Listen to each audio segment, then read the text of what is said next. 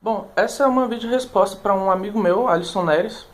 Ele tinha postado sobre contratos implícitos, e aí apesar de um debate bem bosta que teve lá, porque eu esqueci que aquele grupo é uma merda, é, eu preferi fazer esse vídeo para ficar registrado e poder usar em futuros debates. Então, nesse vídeo eu vou estar falando sobre três assuntos, basicamente. Sobre contratos, sobre conflitos e sobre consentimento. Vamos começar pela parte dos contratos, porque aí já responde diretamente o post dele. Bom, um contrato ele nada mais é do que uma formalidade para explicitar quais ações são válidas e quais ações são inválidas na relação entre dois indivíduos, dois ou mais indivíduos. Então, pela própria definição de um contrato, não pode existir um contrato implícito.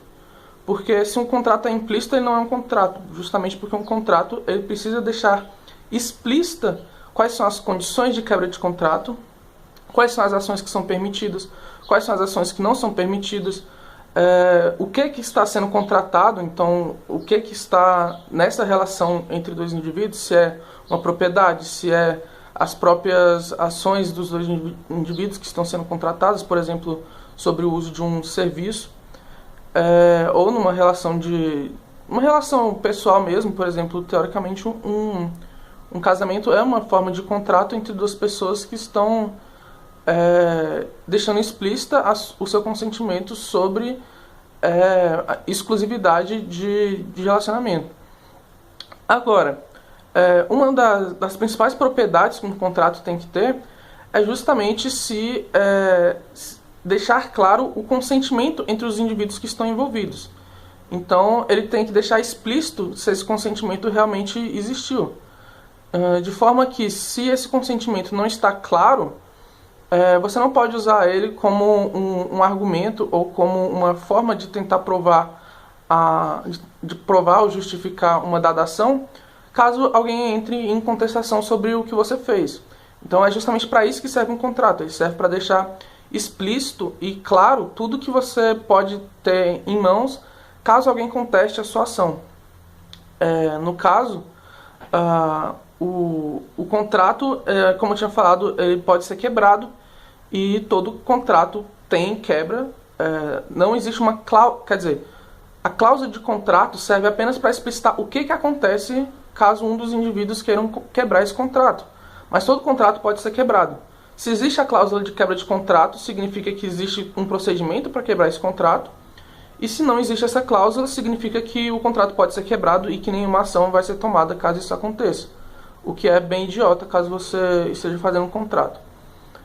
Então, todo contrato ele possui a característica de ser quebrado a qualquer momento, dependendo de como está explicitado essa quebra desse contrato, seja qual for a forma com que esse contrato está sendo feito, seja verbalmente, seja de forma escrita, de forma gravada em vídeo, ele tem que estar documentado de alguma forma, para você poder usar esse contrato, porque o contrato ele serve justamente para isso, ele serve como uma prova de que você tem todas as ferramentas, todo o aparato necessário para justificar uma ação, caso seja necessário, caso alguém conteste essa ação, essa sua ação. Então, para deixar claro, um contrato ele serve para validar ações, ou seja, para falar, essa ação que você tem, ela é válida dentro desse contrato ou não. Essa ação pode ser um gatilho para uma quebra de contrato, uma rescisão contratual. Um contrato ele deixa explícito quais que são as condições dele. Então, bom, até agora já deve ter ficado claro que não existem contratos implícitos, mas eu vou explicar o porquê que existe essa confusão daqui a pouco. E o contrato ele sempre tem quebra. Não existe contrato que não existe quebra de contrato. Se está explícito em uma cláusula de quebra de contrato, existe um procedimento a ser seguido caso o contrato venha a ser quebrado. Se não existe essa cláusula, significa que o contrato pode ser quebrado à vontade de quem está quebrando. Agora vem a segunda parte, que é sobre consentimento. E essa parte é bem importante, porque ela vai justamente dizer sobre consentimento implícito, que era uma coisa que o pessoal estava falando. Consentimento implícito não pode existir porque isso é uma contradição entre o próprio significado de consentimento. Consentimento é uma forma explícita de deixar acordado certo consenso sobre o uso de algo, seja de uma propriedade, seja de uma propriedade, ou seja, seu corpo, sua casa, seu carro, qualquer coisa. Só que tem uma peculiaridade sobre o consentimento, que só pode existir consentimento em um contexto de conflito. Eu vou explicar daqui a pouco o que é um conflito, mas se não existe um conflito, você não precisa consentir com nada. Ou seja, se tudo está acontecendo como deveria e você não está contestando nada do que está acontecendo, não tem por que você entrar com uma alegação de que não foi consentido algo. É tipo dizer assim, a pessoa entrou na minha casa respirando e eu não consenti que ela pudesse respirar na minha casa. Isso não faz sentido. E novamente o consentimento ele precisa ser explícito, porque a partir do momento que um consentimento pode ser implícito, você pode alegar que qualquer coisa foi um consentimento.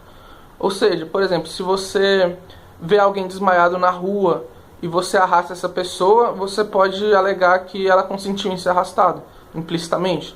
Não existe consentimento implícito. O consentimento ele precisa ser explícito, até para que o indivíduo que esteja sendo contestado sobre o consentimento possa alegar de forma clara e devida de que não era necessário ou de que houve o consentimento sobre uma dada situação. Então, por exemplo, se alguém entra na minha casa e eu estou dormindo e essa pessoa pega alguma coisa minha, é óbvio que ela cometeu um crime porque não houve consentimento entre ela pegar nada que é meu. Sendo que se consentimento implícito pudesse ser invocado nesse tipo de situação, você poderia simplesmente dizer que você entrou na casa da pessoa, pegou as coisas dela, e como ela não levantou da cama, mesmo que você tivesse feito muito barulho, ficou implícito que ela consentiu que você tivesse entrado na casa dela. Não, isso não existe, não faz sentido você dizer que consentimento implícito existe. Mas algumas pessoas falam que consentimento implícito existe justamente por essas situações, onde o indivíduo está inconsciente e, sei lá, alguém entra para ajudar ele ou chama um médico para ajudar ele, enfim. Esse tipo de situação é bem comum as pessoas alegarem como se tivesse acontecido um consentimento implícito. Mas eu vou explicar agora o porquê que isso não pode ser consentimento implícito. Quando eu falei do consentimento e também dos contratos, é muito comum a gente falar sobre conflito, porque todas essas coisas elas servem para evitar ou resolver um conflito. Só que uma coisa que precisa ser clara no conhecimento entre um conflito é que só pode existir um conflito entre duas ações. Isso é muito importante. Por exemplo, você não pode criar um conflito, ou declarar, ou identificar um conflito entre uma ação e um fenômeno natural, por exemplo. Você não pode colocar um conflito entre dois fenômenos naturais, ou dois fenômenos biológicos, ou dois fenômenos espaciais. Qualquer coisa que não seja uma ação não pode criar ou causar ou entrar em um conflito. Isso não faz sentido. Porque um conflito ele precisa necessariamente ser entre duas ações. De forma que qualquer um que tenha lido sobre ou estudado praxeologia sabe que uma ação ela pode ser dividida em três partes. O uso de recursos para viabilizar meios de atingir um fim. E o conflito, particularmente, ele está encaixado sobre a finalidade do uso de certos recursos. O uso de certos recursos per se, ele não causa um conflito. Ele causa quando a finalidade do uso desse recurso diverge da finalidade que o proprietário deu para esse recurso. Então, o conflito ele só pode acontecer justamente quando duas finalidades divergem entre o uso de um dado recurso. Por isso que o consentimento ele é importante, porque o consentimento é justamente sobre o uso de um recurso para uma dada finalidade. Então você consente em que aquele recurso seja utilizado para atingir um determinado fim. De forma que, por exemplo, um conflito ele não pode acontecer quando duas finalidades sobre um mesmo recurso, mesmo que esse recurso seja de um proprietário, e que duas pessoas estejam dando finalidades para o mesmo recurso, não pode haver um conflito. Por exemplo, se eu sou proprietário de um copo, e aí tem alguém na minha casa e quer usar esse copo. Só que, digamos, eu falo que eu vou pegar esse copo e usar para eu tomar alguma coisa.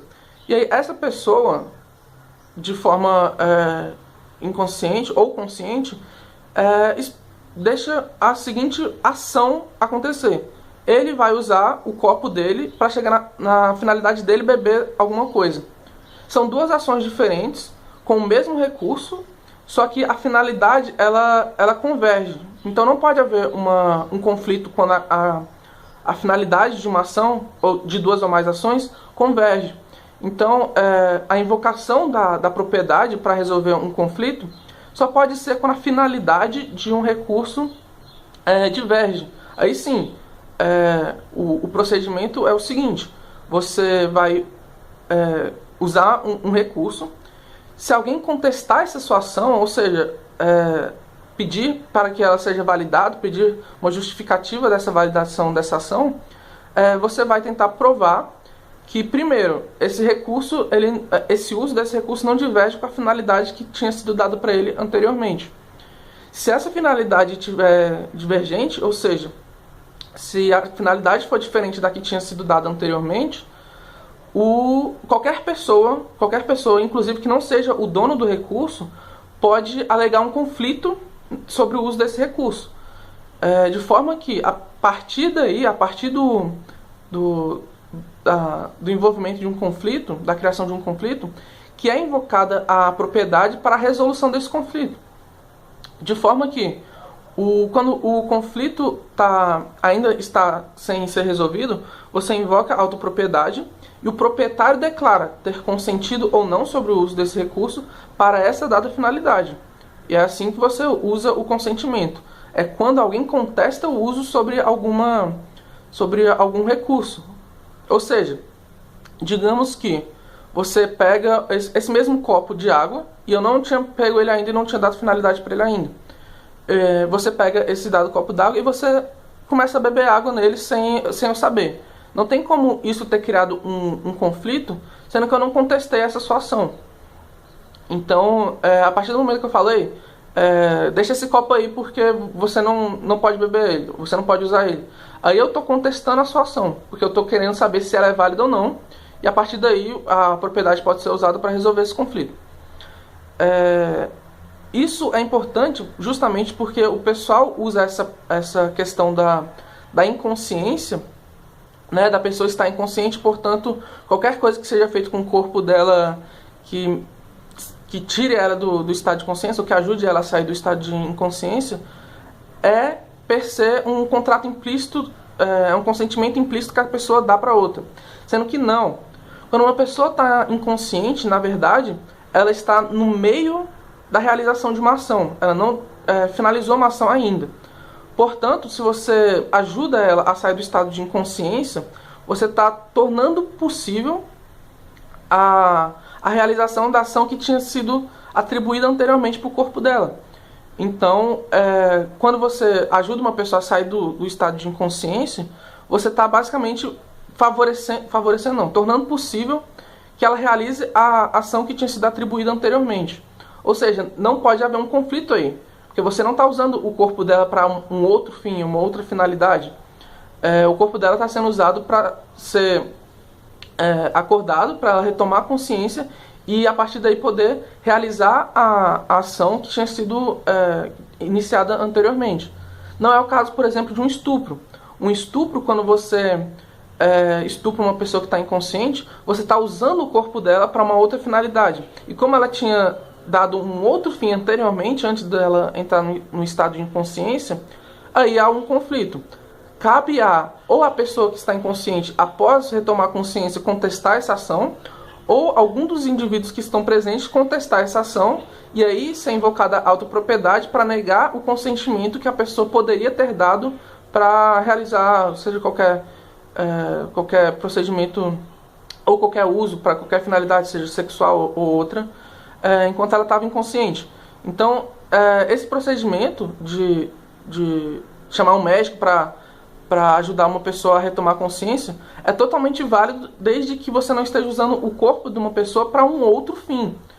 O que você está fazendo é uma finalidade de retomar a consciência da pessoa. E isso não causa nenhum conflito, porque ela precisa da consciência dela para voltar a agir e atingir os fins que ela tinha dado para o corpo dela. Então isso eu acho que já soluciona toda a questão dos contratos implícitos e sobre consentimento implícito. Bom, é isso. Qualquer dúvida vocês podem postar aí nos comentários. E eu espero que isso tenha ajudado. E se vocês acharem que teve alguma coisa de errado que eu falei, deixa aí também que eu posso tentar responder ou por texto ou em outro vídeo também.